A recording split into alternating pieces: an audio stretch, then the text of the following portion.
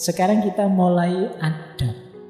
Bagaimana mewujudkannya dalam hidup sehari-hari. Ini banyak saya ambil tadi ya dari kitabnya Imam Ghazali yang Ihya Ulumuddin tadi. Kita awali dari sini. Adab bicara, bertutur kata. Kalau hari ini berarti Pak, saya sekarang lebih banyak ngomongnya di medsos, ya berarti ini termasuk bertutur kata lewat medsos. Rasulullah itu kalau bicara lemah lembut dan tenang. Tadi sudah dijelaskan ya, beliau mantap kalau ngomong itu tidak kesusu-susu, pelan-pelan yang bisa dipahami orang. Fasih, berbobot dan tidak bertele-tele, tidak bulat. Jadi kan ada teman-teman itu kalau ngomong ruwet, bulat, kurang fasih. E-nya lebih banyak. Gini loh Pak maksud saya. Ini oke. Ngomong setengah jam, E-nya seperempat jam. Nggak, latihan yang ngomong yang to the point, berbobot, nggak bulat, nggak bertele-tele. Nggak apa-apa. Kalau memang bisa disampaikan dengan 1-2 kalimat, ya 1-2 kalimat saja. Nggak harus dipanjang-panjangkan. Pak ini kultum ya Pak, saya baru dapat 1 menit, materinya habis. Ya kalau materinya habis ya salam saja. Insya Allah jamaahmu lebih senang. Iya, tidak usah khawatir. Justru mereka gelisah kalau terlalu panjang. Terlalu pendek tidak masalah. Tapi kan judulnya kultum Pak, masa cuma 3 menit. Ya tidak apa-apa, nanti T-nya bukan 7 menit tapi 3 menit. Jadi tidak apa-apa. To the point, tidak bulat. Daripada kamu muter-muter nanti jamaahnya malah bingung. Iki tadi ngomong apa ya? Coba tadi kamu ngomong cuma 1 kalimat. Mereka biasanya mungkin ingat. Begitu kultum kalian bilang, mari kita tidak ngomong jelek di medsos. Assalamualaikum warahmatullahi wabarakatuh. Wah itu pulang mesti ingat ya. Kalimat kan hafal. Tapi kalau kamu ngomongnya 7 menit beneran itu ya tolak-tolak tadi ngomong apa. Kemudian Rasulullah itu kalau ngomong jelas dan mudah diingat, siapa yang mendengarkan kata-kata beliau mudah mengingatnya. Makanya hadis itu mudah sekali dihafalkan. Sastranya Rasulullah sudah sangat tinggi sehingga mudah hafal. Nah itu gaya ngomong yang to the point, tidak bertele-tele, fasih. Jadi orang mudah hafal.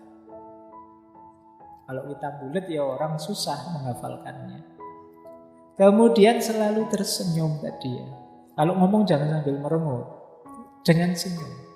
Orang jadi lebih mudah menerima. Orang merasa diterima. Kemudian Rasulullah tidak pernah mengutuk atau menghina orang. Nanti ada hadisnya yang beliau bilang, aku diutus tidak sebagai pengutuk, tetapi untuk menyebarkan kasih sayang. Jadi kalau ingin mengikuti sunnahnya Rasulullah, jangan mengutuk orang, menghina orang. Tidak suka dengan orang manusiawi, tidak setuju dengan orang biasa. Tapi jangan dikutuk. Apalagi dikutuk di depan orang banyak, dilaknat di depan orang banyak.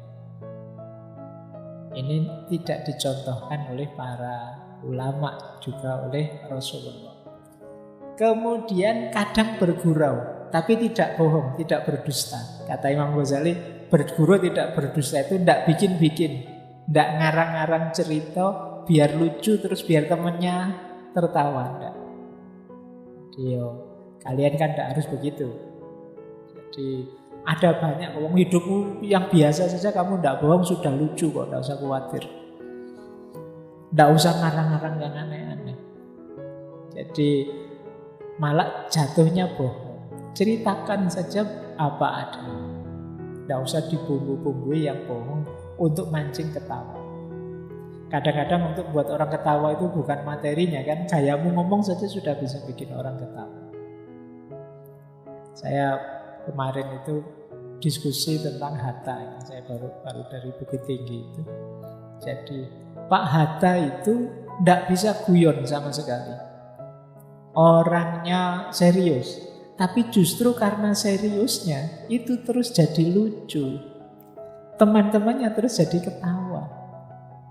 Dia tidak perlu ngelucu, dia cukup dengan gayanya yang serius itu, teman-temannya yang lain itu malah ketawa. Kayak kalian misalnya ada temenmu ngomong tapi kakunya luar biasa, seriusnya luar biasa, kan kalian kadang malah ketawa lucu. Jadi seriusnya malah jadi lucu.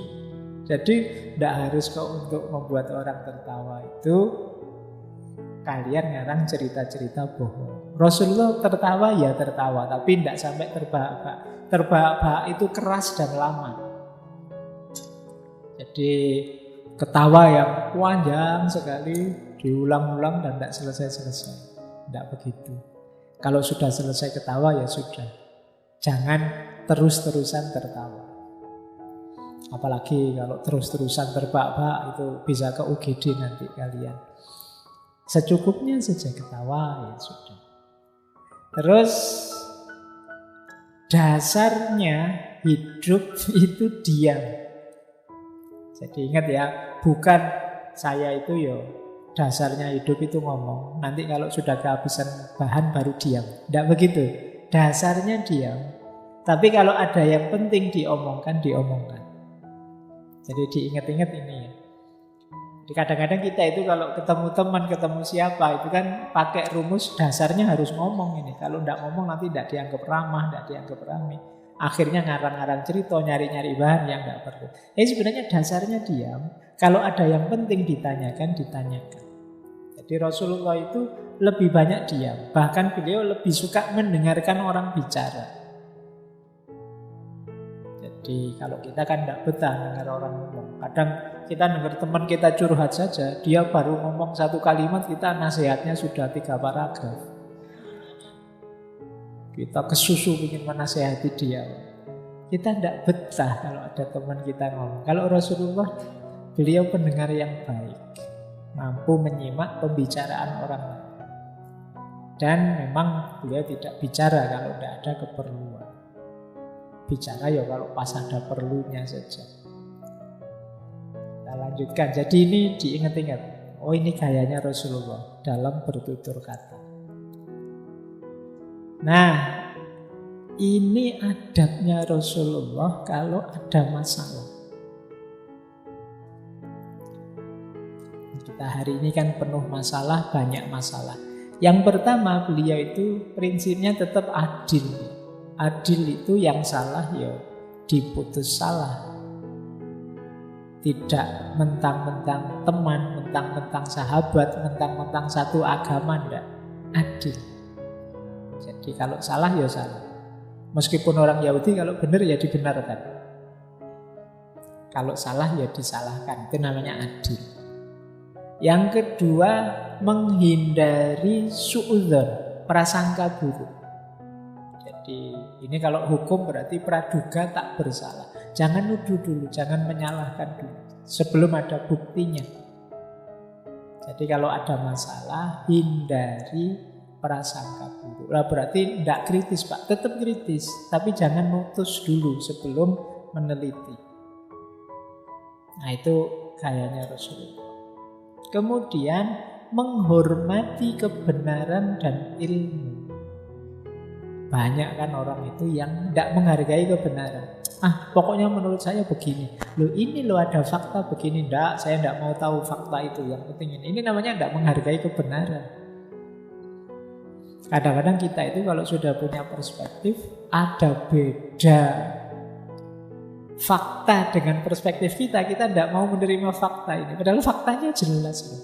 Ini namanya tidak mau menghargai kebenaran. Karena sudah terlanjur menganggap bahwa ini adalah merusak peradaban. Ketika orang bilang, loh ini ada manfaatnya juga loh, HP ini ada manfaatnya. Kita enggak, pokoknya ini harus merusak. Nah ini namanya tidak menghormati kebenaran. Kalau Rasulullah ya menghargai, menghormati. Kalau orang membawa fakta, membawa data, mengadu apa dan lain sebagainya. Yang ketiga, mengurangi sumber perselisihan. Jadi kalau ada masalah ya jangan dibesar-besarkan, jangan diperluas, jangan diulang-ulang. Sudah tahu kalau menggunakan kalimat itu temanmu sakit hati, tersinggung, ya jangan diulang-ulang ngomong seperti itu terus. Jangan diulang-ulang menyebut itu terus. Kayak pertarungan abadi antara kubu di medsos itu. Kubu cebong sama kubu kan itu sampai hari ini ada kan diksi-diksi itu dipakai. Padahal Al-Qur'annya kan jelas, wala tanabazu bil alqab. Jangan kalian memberi gelar-gelar yang buruk. Salahnya sana sih Pak. Yang sini juga, sana duluan kok Pak, sana ya wes ya. Intinya sama-sama memberi gelar buruk, apapun gelar buruk itu. Jadi itu kan sumber perselisihan. Kalau bisa dikurangi, kalau bisa dihapuskan. Biar kita tidak habis energi untuk yang tidak penting. Dan mengutamakan persaudaraan. Kita itu kan hari ini lebih sering mencari perbedaan yang membuat kita berjarak dengan orang lain. Ketemu teman misalnya, itu ngecek, ini teman ini agamanya apa ya? Oh, sama Islamnya kok. Tapi Islamnya NU kok Muhammadiyah. Muhammadiyah. Muhammadiyah yang garis lurus atau garis lucu? Oh, itu garis Jadi yang dicari bedanya terus. Untuk menegaskan bahwa aku dan kamu berbeda. Mbok ya sudah, kita ambil yang persaudaraan level paling universal saja. Aku manusia, dia manusia. Itu kan lebih luas. Tidak perlu kamu kejar identitas detail sampai mana. Paling tidak kita sama-sama manusia kok dengan dia. Nah ini dulu dipraktekkan oleh Rasulullah. Jadi mengutamakan persaudaraan. Persaudaraan itu ada ukhuwah Islamiyah, ada ukhuwah insaniyah, ukhuwah basyariyah. Baik, jadi ini kalau ada masalah kalian ingin ingat rumusnya ya dari Rasulullah. Adil, jangan prasangka buruk, terbukalah untuk menerima kebenaran, kurangi sumber-sumber konflik, dan utamakan persaudaraan. Ini akan mencerahkan hidup kita.